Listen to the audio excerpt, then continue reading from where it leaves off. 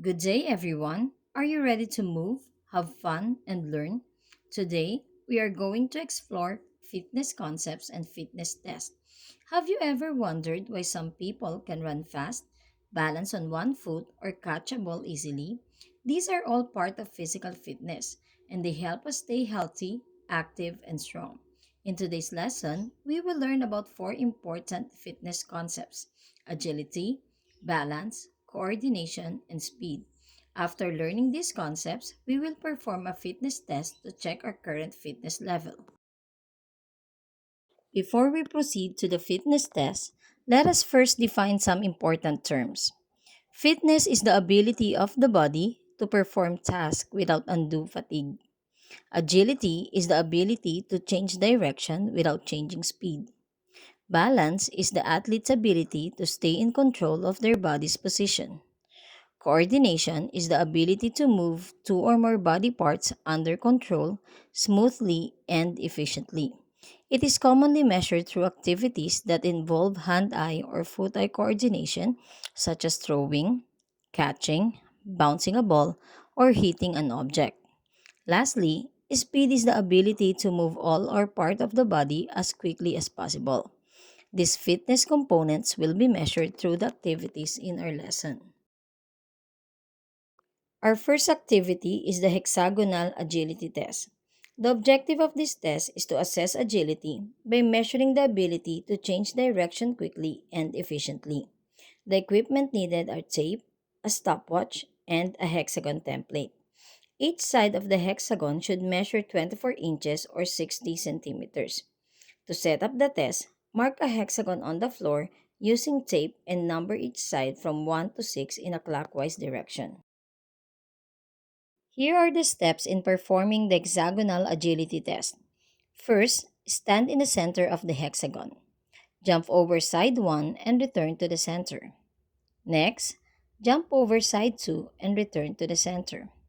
Continue jumping over sides 3, 4, 5, and 6 while returning to the center after each jump. After completing the first revolution, rest for 1 minute. Then, repeat the test in a counterclockwise direction. Record the time for each revolution. If you jump on the wrong side or step on the line, the test must be restarted. To get the final score, add the two recorded times and divide them by 2 to obtain the average. The next activity is the Stork balance test.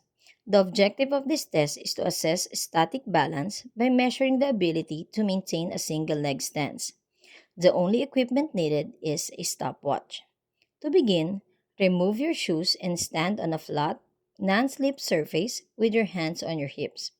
Lift one foot and place it against the inside knee of your standing leg.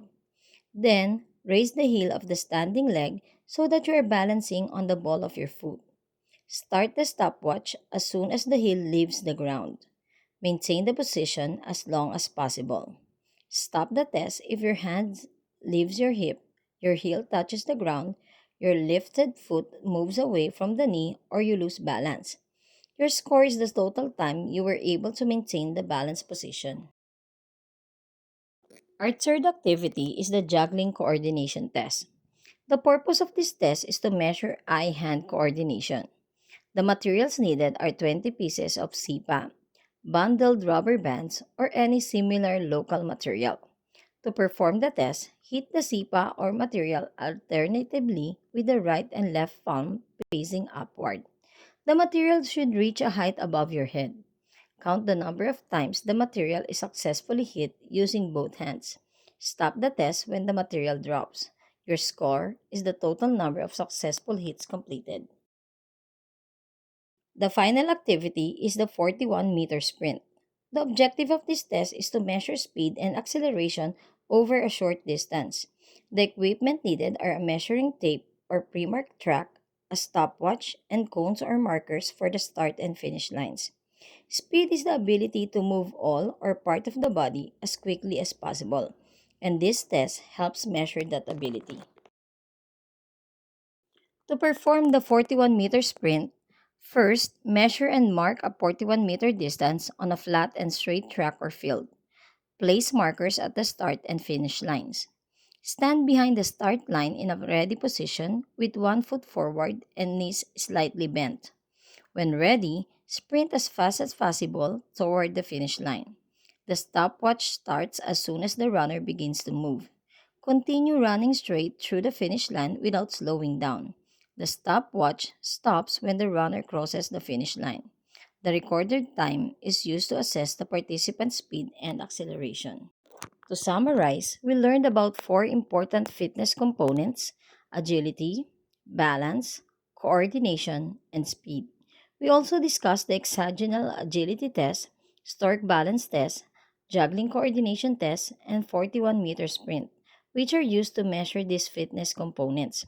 These tests help us evaluate our physical fitness and identify areas for improvement. By participating in these activities regularly, we can develop better physical performance and maintain a healthy lifestyle.